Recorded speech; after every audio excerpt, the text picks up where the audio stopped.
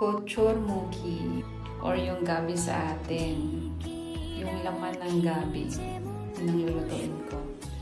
Meron siyang kasamang dal at shutki or yung dried fish nila.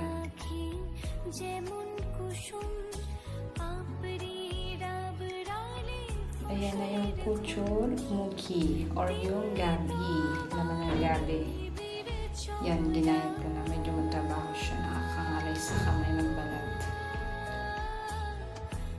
Ayan, siguro inabot ko dyan ng mga 15 minutes pagbabalat niya. Tapos ayan na siya ang lahat. Kagayatin ko naman siya.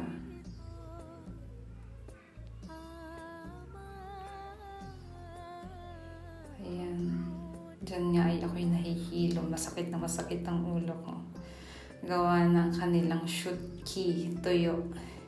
Kung yung sa ating tuyo is mabaho, dito sa kanila ay mas mabaho. Pero masarap din naman siya. Kaso nga lang talaga, hindi naman sa pagka-arte. Ang sakit sa ulo ng amoy ng tuyo dito. Ayan, sobrang sakit talaga ang ulo ko dyan. Hindi naman ako nasusuka, basta masakit lang talaga yung ulo ko.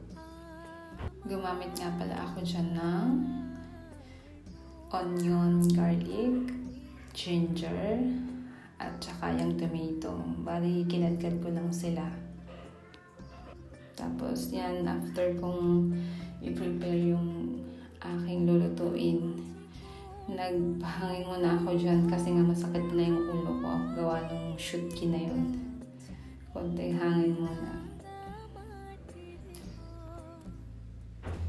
Tapos ayan, binuksan ko na rin yung pintuan ng kalapati dyan or kubudurpen kung tawagin dito. Tapos ay nagsasampay dyan si Bobby, yung asawa ng brother-in-law.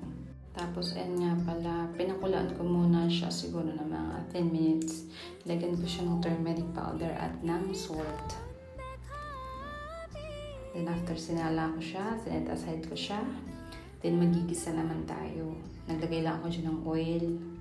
Ginadgad kong garlic, onion, ginger, tapos yung aking pangpalasa dyan. Turmeric powder, chili powder, salt, cumin powder, coriander powder, at masala, at magic masala. Yan, pinag-mix ko na sila dyan sa maliit na bote. Tapos ayan, minix-mix ko siya dyan. At ilagay ko na yung ating shutki or dried fish. Ayan.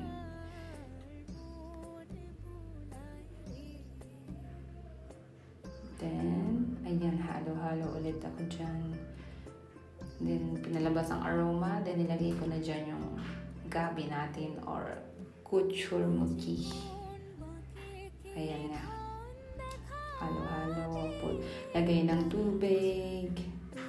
Then, habang inantay kong kumulo, nag-walking muna kami dyan. Sa harapan lang naman yan. Nagtingin-tingin sa mga bulaklak ng shapla. Shapla, ito yung water lily ba yun? Water lily nga, yan. Tuwing tag-ulan dito is maraming ganyan. Kinakain nila yan, yung stem. Niluluto nila. Nakatikim na rin ako dyan dati. Okay lang yung lasa. Pero hindi ko siya favorite. Nakakain ko lang siya.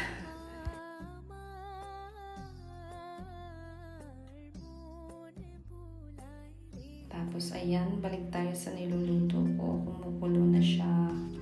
Kulong-kulo na siya. Ayan. Ayun, ready na siya. Malambot na siya. Then, pagkatapos ko nga palang magluto dyan is, ayan, nag-umpisa na akong maglinis. Walis ng second floor rooftop. Ayan, daily routine ko yan. Sa second floor at third floor na rooftop ako yung naglilinis. At meron din dong solar room. Nililinis ko rin yun. Tapos yung hallway ng second floor, buong hallway, may isa ring bathroom doon, kitchen, ako yung naglilinis. At isang mahabang stairs papuntang ground floor. Ako naglilinis noon. Ayan yung hallway namin. Andiyan yung kitchen, linis-linis ako dyan, nagmamap na ako dyan, tapos ko na yung walisin kanina.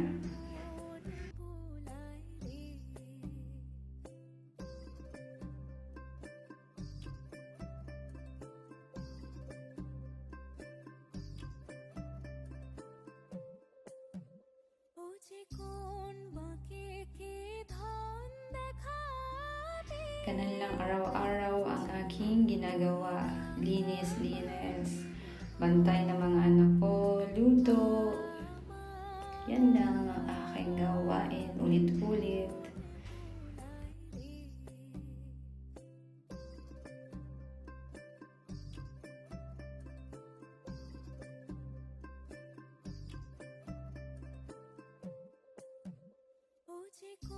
And dyan naman tayo sa third floor na rooftop. Malawak yan. Ako din yung naglilinis dyan.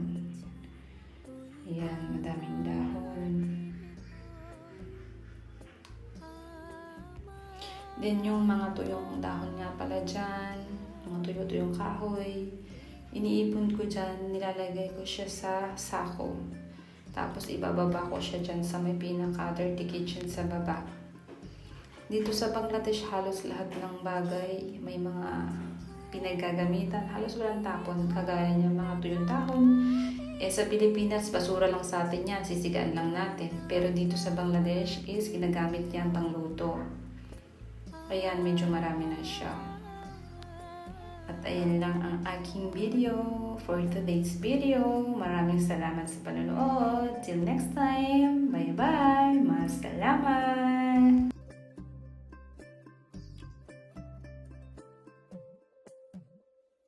मुझको